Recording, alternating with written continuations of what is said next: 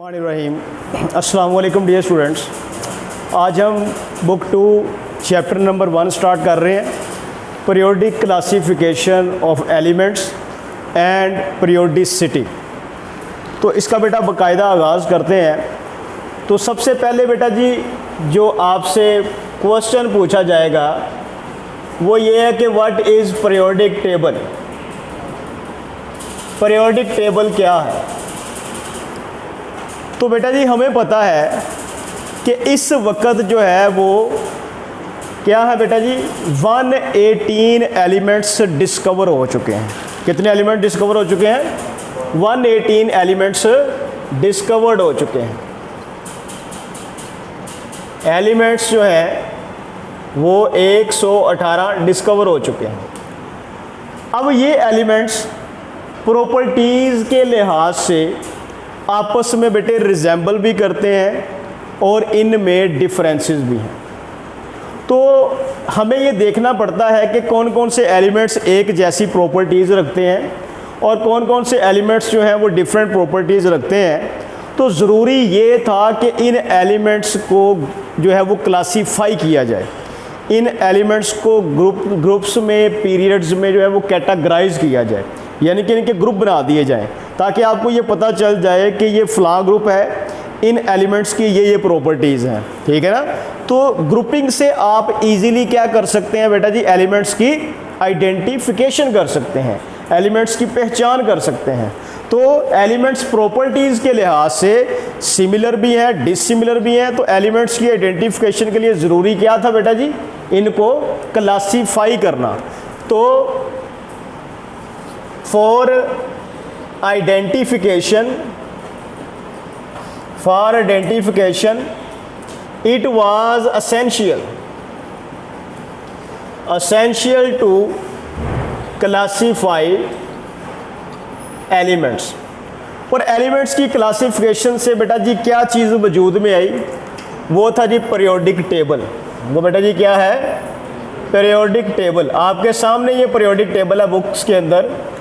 तो periodic table की बेटा जी डेफिनेशन क्या है कि ऐसा टेबल जिसमें एलिमेंट्स को हॉरिजॉन्टल रोज जिन्हें पीरियड कहते हैं और वर्टिकल कॉलम्स जिन्हें ग्रुप्स कहते हैं में अरेंज किया गया है ताकि उनकी पहचान की जा सके।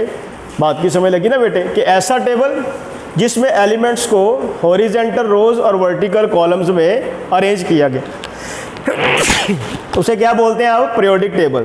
तो इसकी डेफिनेशन बेटा जी क्या होगी? The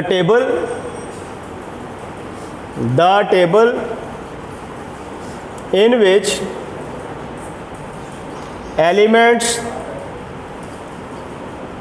arrange in horizontal rose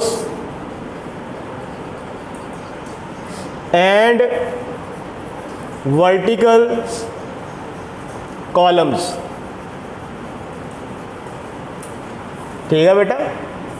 on the basis of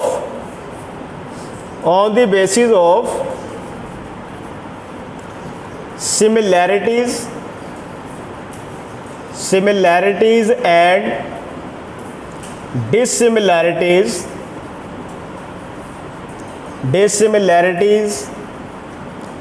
in their properties, ठीक है, is called as periodic table. ऐसा टेबल जिसमें एलिमेंट्स को बेटा जी हॉरिजॉन्टल रोज और वर्टिकल कॉलम्स में अरेंज किया गया है, उनकी प्रॉपर्टीज़ में मुमासलत और इख्तलाफात की बुनियाद पर इस टेबल को आप क्या बोलते हैं? Periodic table. अगर आपसे पूछा जाए कि why was there need to classify elements को क्लासीफाई करने की क्या ज़रूरत थी? तो बेटा जी एलिमेंट्स को क्लासीफाई करने की ज़रूरत क्या है कि आप एलिमेंट्स को ईजीली क्या कर सकते हैं? आइडेंटिफाई कर सकते हैं कि इन एलिमेंट्स की इलेक्ट्रॉनिक कॉन्फ़िगरेशन क्या है, इन एलिमेंट्स की फ़िज़िकल प्रॉपर्टीज़ क्या है, इन एलिमेंट्स की केमिकल प्रॉपर्टीज़ क्या है। तो पीरियोडिक टेबल जो है वो बेसिकली एक एलिमेंट को कंप्लीटली क्या करता है बेटा जी, एक्सप्लेन करता है। ठीक है ना बेटे। तो पीरियोडिक टेबल की ये एक ब्रीफ सी डेफिनेशन मैंने लिखी है। तो अब बेटा जी सबसे पहले हम इसकी ब्रीफ हिस्ट्री डिस्कस करते हैं कि किस किस साइंटिस्ट ने कैसे कैसे एलिमेंट्स की क्लासिफिकेशन की स्टार्ट में। तो सबसे पहले बेटा जी ये आपसे हिस्टोरिकल बैकग्राउंड में जो है वो ऑब्जेक्टिव टाइप क्वेश्चन जो है वो पूछे जा सकते हैं। Historical background of periodic table. अब देखो बेटा जी सबसे पहला जो साइंटिस्ट है जिसने एलिमेंट्स की क्लासिफिकेशन की, जिसका तज़करा हमारी बुक में है, वो है जी अल-राज़ी। अल-राज़ी ने क्या किया, एलिमेंट्स को केमिकल प्रॉपर्टीज़ की बेस पे अरेंज किया। ठीक है, अल-राज़ी ने बेटे क्या किया, क्लासीफाई किया एलिमेंट्स को। Al-Razi classified elements on the basis of their chemical properties. अब बेटा जी आप 9th 10th से सुनते आ रहे हैं फिजिकल प्रॉपर्टीज़, केमिकल प्रॉपर्टीज़। तो कोई बच्चा बता सकता है कि ये केमिकल प्रॉपर्टीज़ क्या होती हैं? ये बताइए, केमिकल प्रॉपर्टीज़ क्या होती हैं, फिजिकल प्रॉपर्टीज़ क्या होती हैं?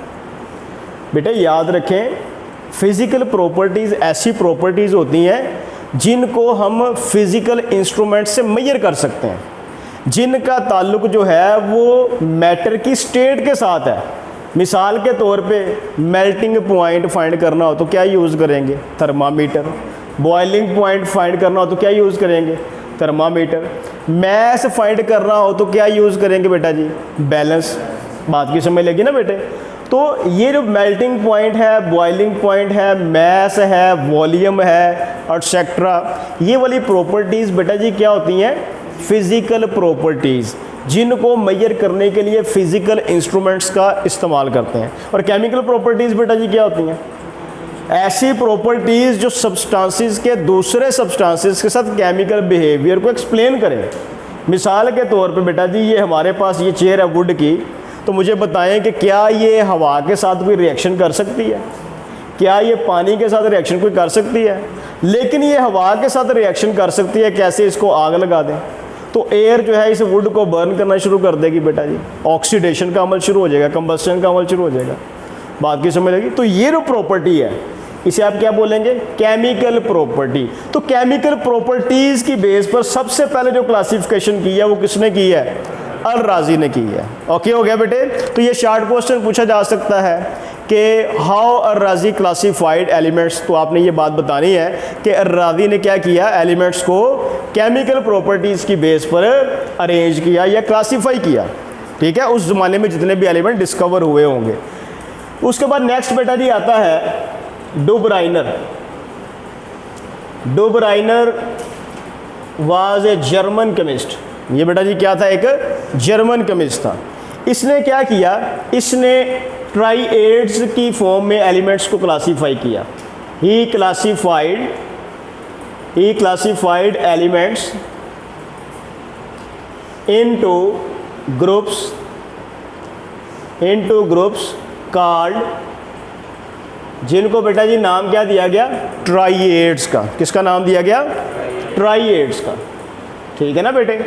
तो ये आपने याद रखना है कि डुबराइनर एक जर्मन केमिस्ट था। उसने एलिमेंट्स को क्या किया बेटा जी, ग्रुप्स में क्लासीफाई कर दिया। ग्रुप्स में जो है उसको कैटेगराइज कर दिया गया और उसके ग्रुप्स को नाम क्या दिया गया बेटा जी, ट्राइएड। ओके हो गया?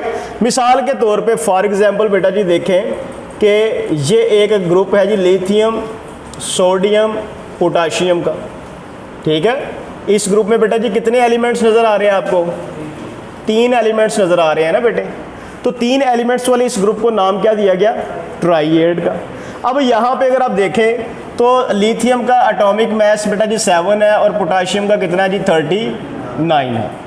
तो कहता है कि इस ट्राइएड में एलिमेंट्स को एटॉमिक मासेस की बेस पे ऐसे अरेंज किया गया कि जो मिडल वाला एलिमेंट है इसका मास और इसकी प्रॉपर्टीज़, फर्स्ट और थर्ड एलिमेंट की प्रॉपर्टीज़ का क्या था, एवरेज था। अब देखें ज़रा, अगर बेटा जी इसका एवरेज निकालें, लिथियम का मास 7, पोटाशियम का 39 डिवाइडेड बाई 2, तो ये क्या आ जाएगा बेटा जी, 46/2 इज इक्वल टू 23। तो 23 किसका मास है बेटा जी, सोडियम का 23 मास है। ओके हो गया। तो आप बताएंगे कि डुब्राइनर ने क्या किया। डुब्राइनर ने एलिमेंट्स को ग्रुप्स में क्लासीफाई किया जिन्हें नाम दिया गया बेटा किस चीज़ का, ट्राइएड्स का। Each triad contain 3 elements and there classification was based on the atomic masses and they are classified in such a way that the middle element has properties and masses of average of first and third element। कि इसकी classification इस तरह थी कि जो middle वाला element था इसकी प्रॉपर्टीज और इसका मैस जो है वो पहले और थर्ड एलिमेंट की प्रॉपर्टीज और मैस का क्या था बेटा जी, एवरेज था। बात की समझ लगी बेटे। उसके बाद बेटा जी नेक्स्ट आता है न्यू लैंड्स। न्यू लैंड्स जो है बेटा जी ये एक इंग्लिश केमिस्ट था और ये म्यूजिशियन था। इसने क्या किया, 62 एलिमेंट्स को क्लासीफाई किया। He classified 62 elements. ठीक हो गया बेटा जी। और इन 62 एलिमेंट्स की क्लासिफिकेशन किस बेस पर की गई, एटॉमिक मैसेज की बेस पर। ठीक है, on the basis of atomic mass. Okay हो गया बेटा जी।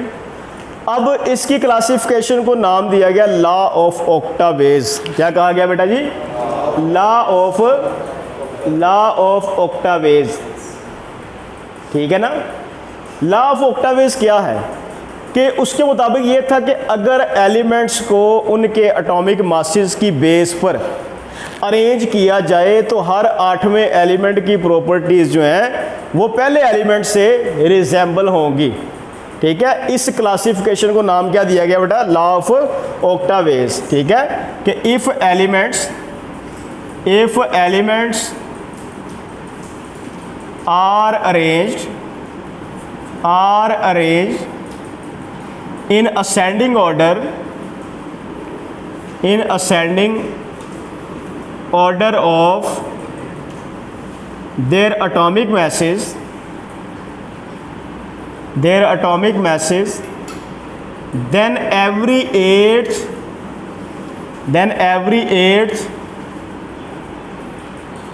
element has similar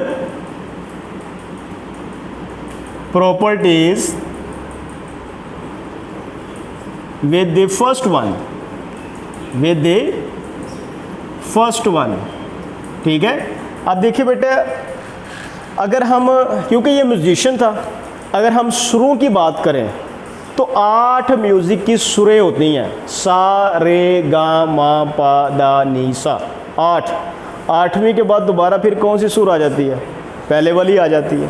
तो उसी तरह उसने क्या कहा कि अगर एलिमेंट्स को एटॉमिक मैसेज की बेस पर अरेंज किया जाए तो जो 8वें के बाद एलिमेंट आएगा उसकी प्रॉपर्टीज़ किससे रिजेंबल करेंगी, पहले से। तो वो खुद ब खुद पहले के नीचे एडजस्ट हो गया। जो 10वां एलिमेंट आएगा वो किसके नीचे आ जाएगा, दूसरे के। जो 11वां एलिमेंट आएगा वो किसके नीचे आएगा, तीसरे के। तो इस तरह एक जैसी प्रॉपर्टीज़ वाले एलिमेंट्स अप्रोक्सीमेटली जो है वो एक दूसरे के नीचे एडजस्ट हो गए। बात की समझ लगी ना बेटे।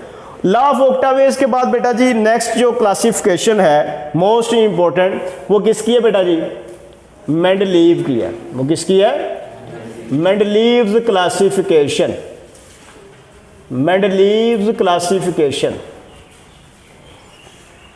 अब मेंडलीव की क्लासिफिकेशन जो है वो सबसे ज़्यादा सिस्टमेटिक थी। मेंडलीव ने क्या किया बेटा जी, मेंडलीव ने एलिमेंट्स को सबसे पहले ग्रुप्स और पीरियड्स में क्लासीफाई किया उनकी एटॉमिक मासेस की बेस पे। ठीक है ना। इसने क्या किया, क्लासीफाई किया एलिमेंट्स को किस में बेटा जी, ग्रुप्स में, और किस में बेटा जी, पीरियड्स में। ठीक है। अब ये ग्रुप क्या है, पीरियोडिक टेबल में वर्टिकल कॉलम को आप बेटे जी क्या बोलते हैं, ग्रुप। जबकि पीरियड क्या है बेटा जी,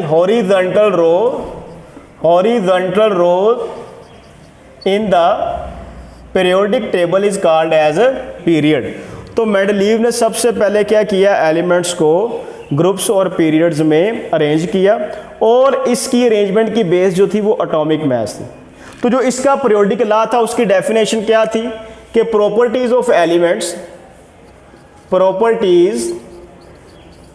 properties of elements are periodic function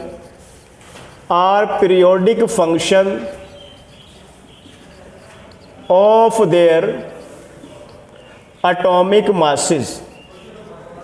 इसका बेटा मतलब क्या है? इसका मतलब ये है कि अगर एलिमेंट्स को उनके एटॉमिक मासेस में बतदरीज इजाफे की बुनियाद पर अरेंज किया जाए तो उनकी प्रॉपर्टीज़ में जो है वो रेगुलर इंटरवल के साथ जो है वो सिमिलैरिटीज़ या डिससिमिलैरिटीज़ जो है वो शो होंगी। बात की समझ लगी?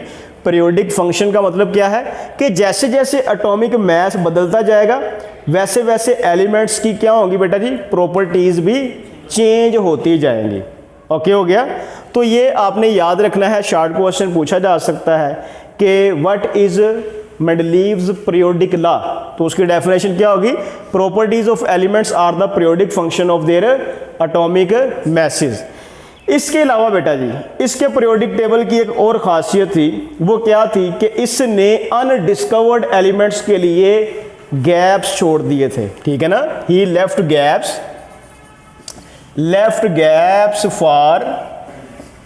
For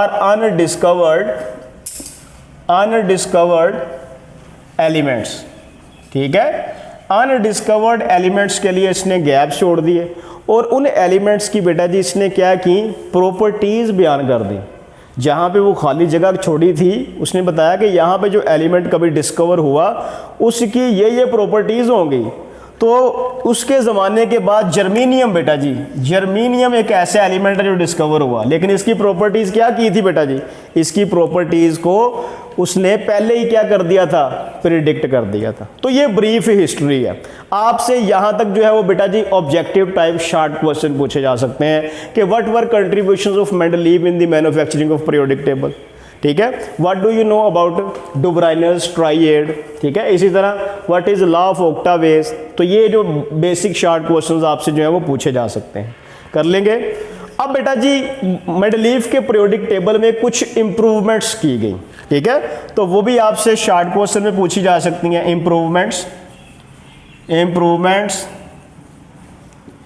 in Mendeleev's table.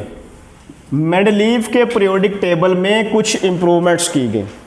वो इंप्रूवमेंट्स क्या थी बेटा जी? सबसे पहली कि मेंडलीव के पीरियोडिक टेबल में एलिमेंट्स को अरेंज किया गया था एटॉमिक मैसेज की बेस पे, लेकिन जैसे ही मोज़ले ने बेटा जी एटॉमिक नंबर डिस्कवर किया तो एलिमेंट्स की क्लासिफिकेशन को फिर किसकी बेस पे किया गया?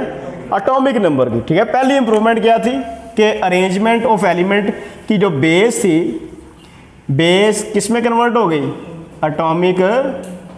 एटॉमिक नंबर में। तो इस तरह बेटा जी वो जो फॉल्ट्स मेंडलीव के पीरियोडिक टेबल में थे वो बेटा जी क्या हो गए? रिमूव हो गए। सही है ना बेटा? अब दूसरा जो बेटा जी इसकी इंप्रूवमेंट थी वो क्या थी कि introduction of group for noble gases, group of noble gases. अब बेटे जी जो नोबल गैसेस हैं ये मेंडलीव के ज़माने में डिस्कवर नहीं थी हुई, तो जब ये बाद में डिस्कवर हुई तो इनके लिए एक नया ज़ीरो ग्रुप जो है वो इंट्रोड्यूस करवाया गया। ओके हो गया? इसके अलावा बेटा जी इसने क्या किया, एलिमेंट्स को दो ग्रुप्स में कैटेगराइज किया गया। मेंडलीव के पीरियोडिक टेबल में क्या किया गया था, मेटल्स को जो है वो एक ही ग्रुप में रखा गया था, लेकिन चूंकि उनकी प्रॉपर्टीज डिफरेंट थी तो फिर उनको दो ग्रुप्स में डिवाइड कर दिया गया। यानी कि इंट्रोडक्शन करवाया गया किस चीज़ का, सब ग्रुप्स का, इंट्रोडक्शन ऑफ सब ग्रुप्स। आप देखें बेटा जी सब ग्रुप्स कौन कौन से हैं जी, सब ग्रुप ए है और सब ग्रुप बी है। सब ग्रुप ए है और बेटा जी सब ग्रुप बी है। अब मेंडलीव के पीरियोडिक टेबल में क्या किया गया था बेटा जी, कैल्शियम, मैग्नीशियम, स्ट्रोंशियम ये वाली मेटल्स को, और बेटा जी जिंक, कैडमियम, मरकरी ये वाली मेटल्स को, इन सब को एक ही ग्रुप में रखा गया था मेंडलीव के टेबल में। लेकिन चूंकि ये प्रॉपर्टीज़ के लिहाज से डिफरेंट है तो फिर इन मेटल्स को दो हिस्सों में डिवाइड कर दिया गया। सब ग्रुप ए में कौन सी आ गया बेटा जी, कैल्शियम मैग्नीशियम स्ट्रोंशियम, जबकि सब ग्रुप बी में क्या आ गया बेटा जी, जिंक कैडमियम मरकरी। ओके हो गया। तो ये भी शॉर्ट क्वेश्चन आपसे पूछा जा सकता है कि what were improvements made in Mendeleev's table. तो सबसे पहले बेटा जी मेंडलीव के पीरियोडिक टेबल में एलिमेंट्स को एटॉमिक मास की बेस पर अरेंज किया गया था, तो जब उसमें इंप्रूवमेंट की गई तो फिर किसकी बेस पे किया गया, एटॉमिक नंबर की बेस पे। सेकंड बेटा जी क्या किया गया, नोबल गैसेस के लिए नया ग्रुप इंट्रोड्यूस करवाया गया। और थर्ड बेटा इंप्रूवमेंट क्या की गई कि एलिमेंट्स को दो ग्रुप्स में कैटेगराइज कर दिया गया, सब ग्रुप ए और सब ग्रुप बी। सब ग्रुप ए में नॉर्मल एलिमेंट्स हैं और सब ग्रुप बी में बेटा जी ट्रांजिशन एलिमेंट्स हैं। ठीक हो गया। तो ये एक ब्रीफ हिस्टोरिकल लेक्चर है, ऑब्जेक्टिव टाइप है। इसमें जो पहला शॉर्ट क्वेश्चन आपसे पूछा जाएगा व्हाट इज पीरियोडिक टेबल, ठीक है। दूसरा शॉर्ट क्वेश्चन बेटा जी what do you know about Dobereiner's triad. इसी तरह बेटा जी what is law of octaves. उसके बाद बेटा जी what were contributions of Mendeleev in manufacturing of periodic table. Mendeleev की क्या कंट्रीब्यूशन है ये पूछी जा सकती हैं। और इसी तरह लास्ट जो है कि what were improvements made in Mendeleev's table. ठीक हो गया। और आखिरी बेटा जी मॉडर्न पीरियोडिक लॉ क्या चीज़ है, ठीक है, मॉडर्न पीरियोडिक। तो मॉडर्न पीरियोडिक लॉ की डेफिनेशन क्या होगी, जहां पे एटॉमिक मास लिखा है यहाँ पे एटॉमिक नंबर लिख दें कि properties of elements are periodic function of their atomic number. ये मॉडर्न डेफिनेशन है पीरियोडिक लॉ की, जबकि ये वाली डेफिनेशन कौन सी है बेटा जी, ये ओल्ड डेफिनेशन है मेंडलीव के मुताबिक। जी सब बच्चों को ये क्लियर है, कोई क्वेश्चन? ओके जी।